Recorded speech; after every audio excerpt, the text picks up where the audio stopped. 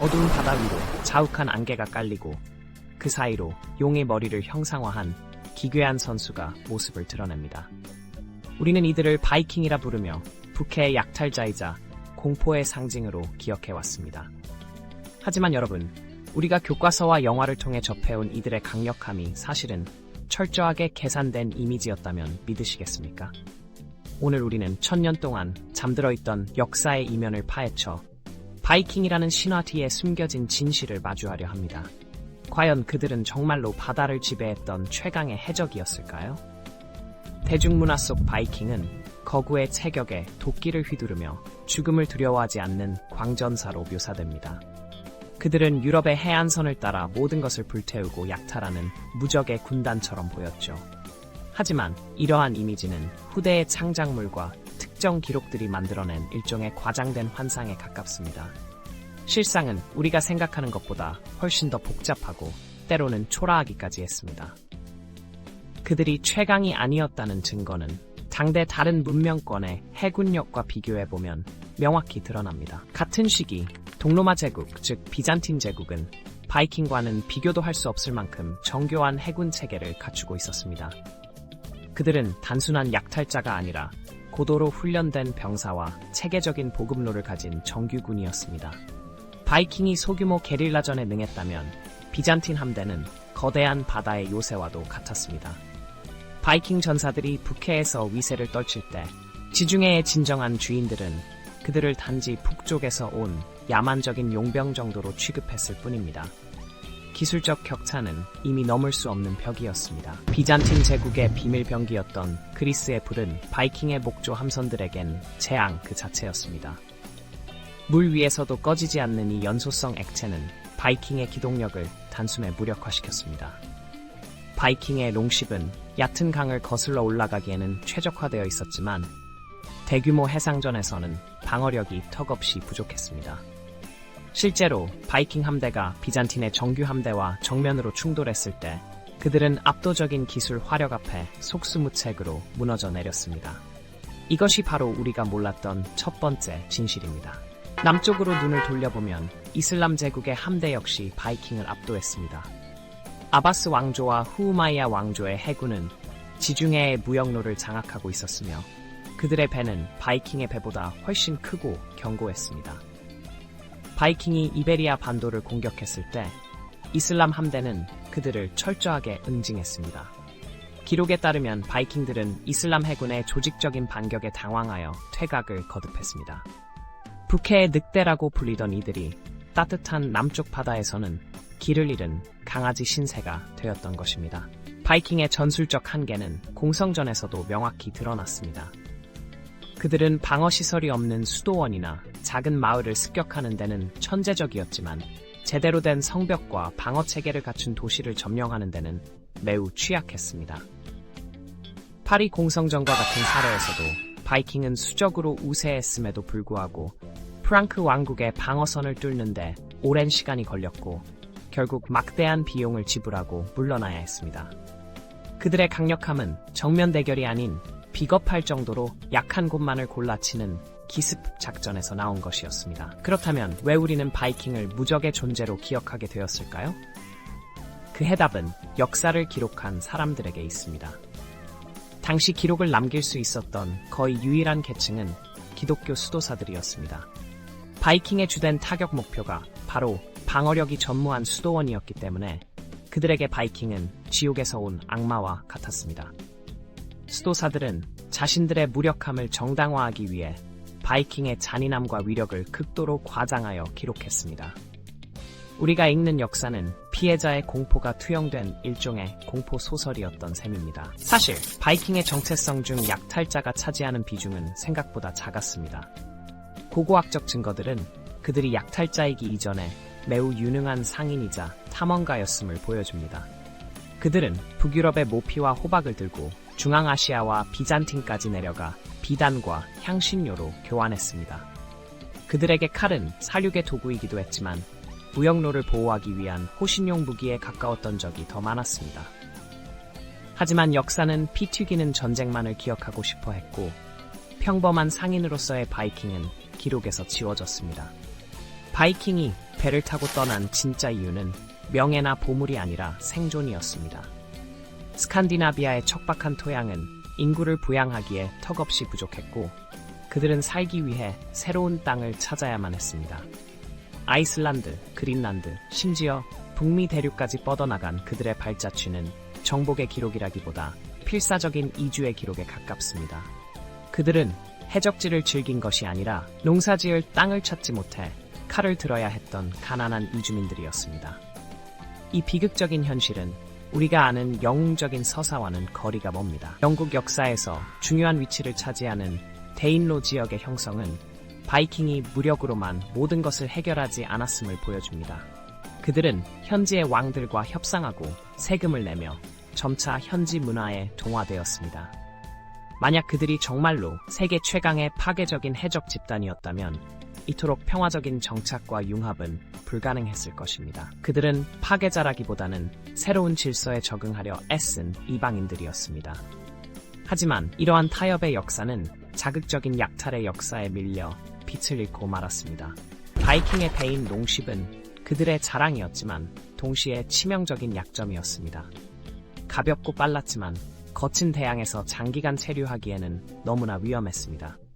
많은 바이킹이 전투가 아닌 차가운 바다의 파도에 휩쓸려 목숨을 잃었습니다. 그들의 항해술은 뛰어났지만 자연의 위력 앞에서는 무력한 인간일 뿐이었습니다. 바다의 지배자라는 칭호는 사실 수많은 희생을 치른 뒤에 얻은 다소 허망한 이름표에 불과했습니다. 그들은 바다를 지배한 것이 아니라 바다에서 살아남기 위해 매일 사투를 벌였던 것입니다. 비슷한 시기 혹은 그 이후 동양의 해적 집단인 왜구들과 비교해봐도 바이킹의 규모는 그리 압도적이지 않습니다.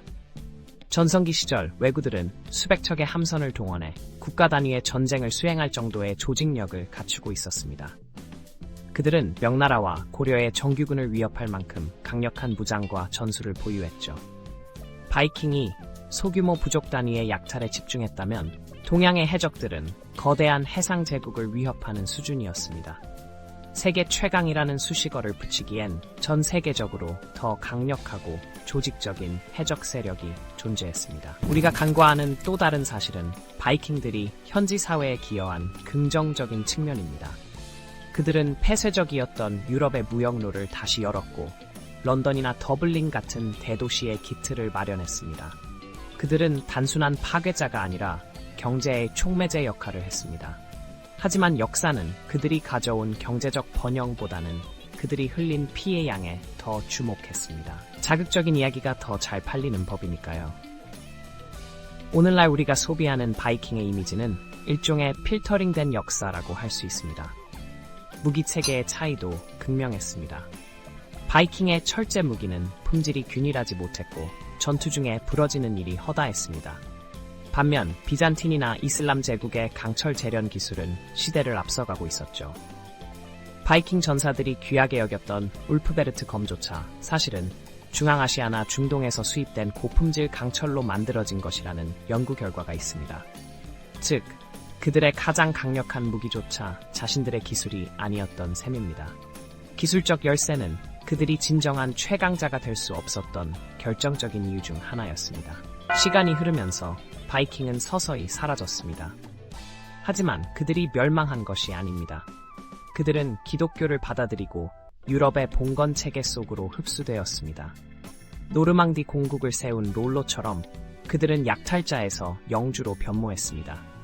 이것은 그들이 무력으로 유럽을 정복한 것이 아니라 유럽의 시스템에 굴복하거나 적응했음을 의미합니다.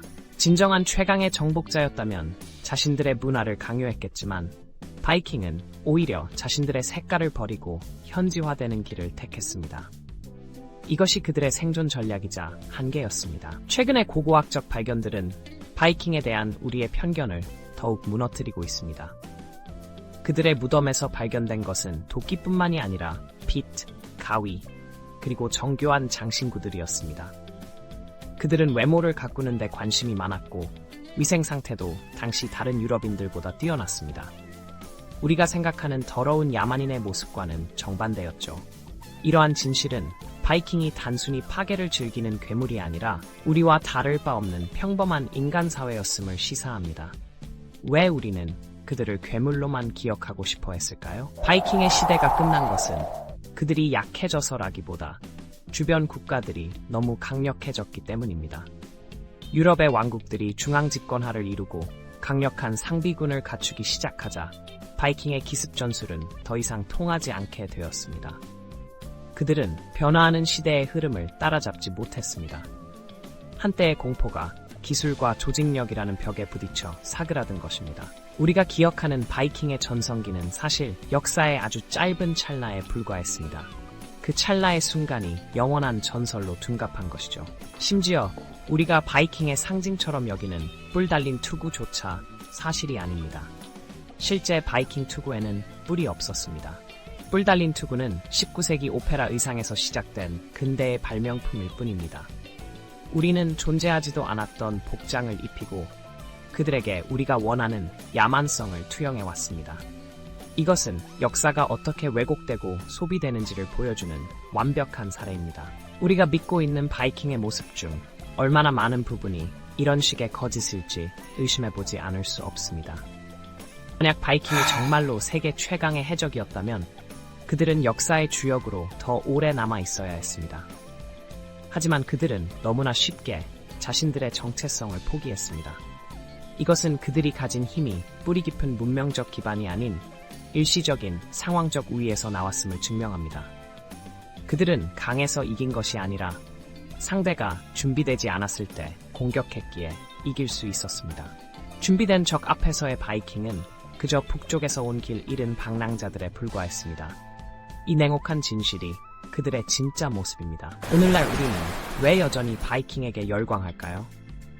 어쩌면 우리는 현대사회의 복잡한 규범에서 벗어나고 싶은 욕망을 바이킹이라는 가상의 존재에 투영하고 있는지도 모릅니다. 거침없이 약탈하고 자유롭게 바다를 누비는 그들의 모습은 사실 우리가 꿈꾸는 해방감의 상징입니다. 그래서 우리는 그들이 약했다는 진실보다는 그들이 무적이었다는 신화를 더 믿고 싶어 합니다. 역사는 사실의 기록이기도 하지만 대중이 원하는 욕망의 기록이기도 하기 때문입니다. 바이킹이 파괴한 것은 단순한 건물이 아니라 지식과 기록이었습니다. 그들이 습격한 수도원은 당시 지식의 저장고였고 그 파괴로 인해 우리는 해당 시기의 역사를 상당 부분 잃어버렸습니다. 역설적으로 바이킹은 자신들의 진실을 증언해줄 기록들을 스스로 불태워버린 셈입니다. 그 결과 우리는 오직 공포에 질린 생존자들의 증언만을 토대로 그들을 판단하게 되었습니다. 그들이 정말로 강했는지 아니면 그저 운이 좋았는지는 영원히 미스터리로 남게 된 것입니다. 이제 우리는 질문을 던져야 합니다. 만약 바이킹이 비잔틴의 그리스부를 가졌다면 혹은 이슬람의 거대 함대를 보유했다면 역사는 어떻게 바뀌었을까요? 아마 그들은 해적을 넘어 진정한 세계의 정복자가 되었을지도 모릅니다. 하지만 역사는 만약을 허용하지 않습니다.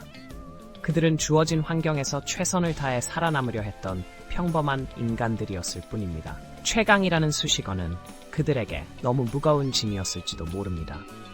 이제 그 무거운 짐을 내려놓아 줄 때가 되었습니다. 우리가 알고 있는 역사는 언제나 승자의 기록이거나 혹은 살아남은 자들의 비명입니다. 바이킹의 이야기는 이 두 가지가 묘하게 섞여 만들어진 거대한 허구의 탑입니다. 그 탑을 하나씩 무너뜨릴 때 비로소 우리는 과거의 진실에 한 걸음 더 다가갈 수 있습니다. 바이킹은 세계 최강의 해적이 아니었습니다. 그들은 그저 시대를 잘못 타고난 혹은 시대를 너무 잘 이용한 영리한 생존자들이었을 뿐입니다. 여러분은 이제 바이킹을 어떤 시선으로 바라보시겠습니까? 역사의 설계자는 오늘도 우리에게 묻습니다. 당신이 믿고 있는 상식 중 얼마나 많은 것이 누군가에 의해 설계된 가짜인지 말입니다. 바이킹의 신화는 여기서 끝이 나지만 우리가 파헤쳐야 할 역사의 이면은 여전히 끝이 없습니다. 다음번에는 또 어떤 거짓된 진실이 우리를 기다리고 있을까요? 역사는 결코 보이는 것이 전부가 아닙니다. 안개 속으로 사라지는 저 배처럼 진실은 언제나 우리가 보지 못하는 곳에 숨어 있습니다. 시청해주셔서 감사합니다.